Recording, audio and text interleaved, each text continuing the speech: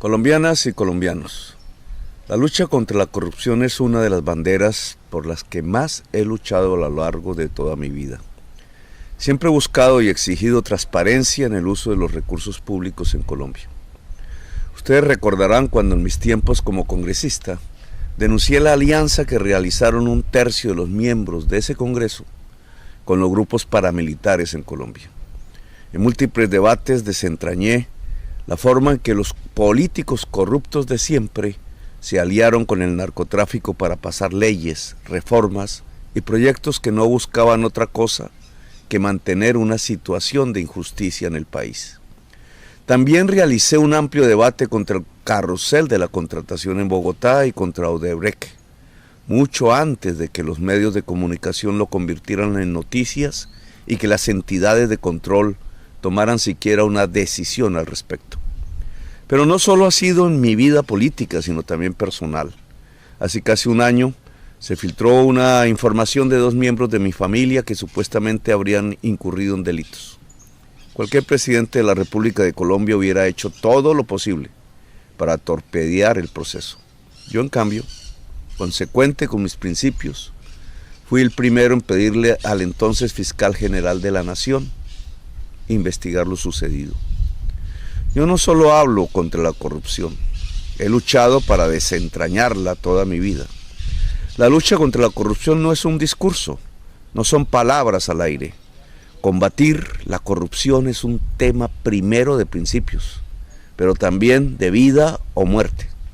Sin oportunismos, yo he puesto en riesgo mi vida para revelar los entramados que han llevado a que en Colombia los dineros públicos terminen en bolsillos de privados.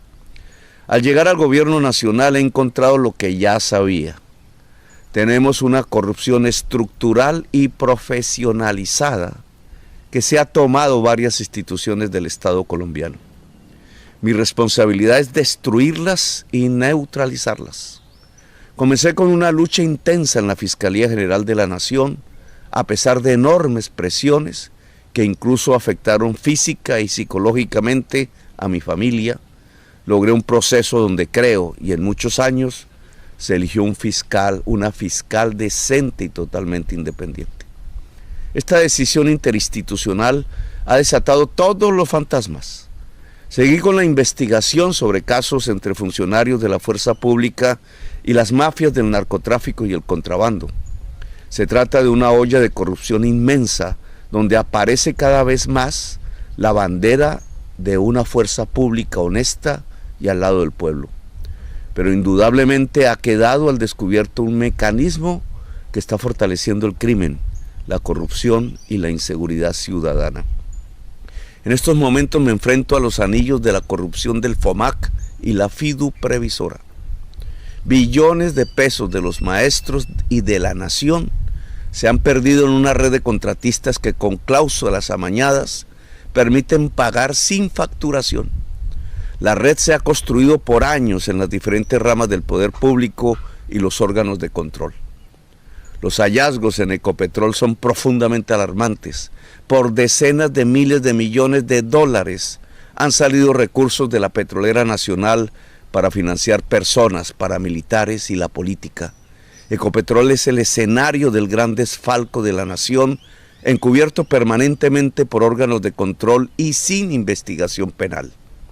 Existe un fuerte anillo de corrupción montado durante 3 décadas entre dirigentes políticos, la fuerza pública, funcionarios de la DIAN y aduanas que permiten la entrada masiva del contrabando. Se ha construido infiltrando campañas, incluso intentaron infiltrar la mía fracasando en ello.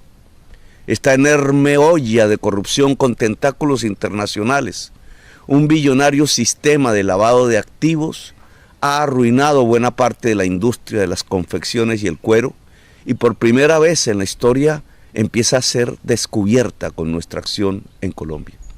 La UNGRD es un caso de corrupción estructural y profesional. Viene desde hace años evaporando los dineros que son para las víctimas de tragedias naturales y climáticas y convirtiéndolos para el enriquecimiento personal de varios funcionarios. El caso de los carrotanques que no era nuestra directriz, dado que expedimos los decretos de emergencia que proponían otro modelo de atención a la emergencia y a la distribución del agua en La Guajira. Estos se expidieron el 2 de julio del 2023 y fueron declarados inexequibles el 2 de octubre del 2023 por la Corte Constitucional, que no es una excusa, porque la caída de los decretos de emergencia no eran una invitación a realizar una contratación aparentemente amañada y con sobrecostos. Lastimosamente, este es un caso más en la historia de la UNGRD. La estrategia de los abogados que defienden el principio de oportunidad, todos atacados por mí al estar relacionados con el cartel de la contratación de Bogotá o el cartel de la toga, quieren reducir la investigación a la contratación de los carrotanques. Sin embargo, es peor el contrato hecho para solucionar el problema de Caregato, en abierta desobediencia a las indicaciones del presidente. Asimismo, se observa en el uso de los dineros de la UNGRD en el pasado gobierno. Le pido a la Fiscalía investigar toda la contratación de la UNGRD en los últimos 8 años, con total celeridad.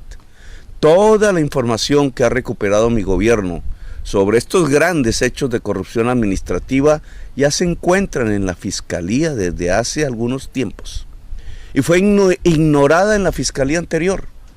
Asimismo, como la investigación de los recursos de la paz, el llamado CAT-Paz, este gobierno estará presto a colaborar con toda la información que sea necesaria.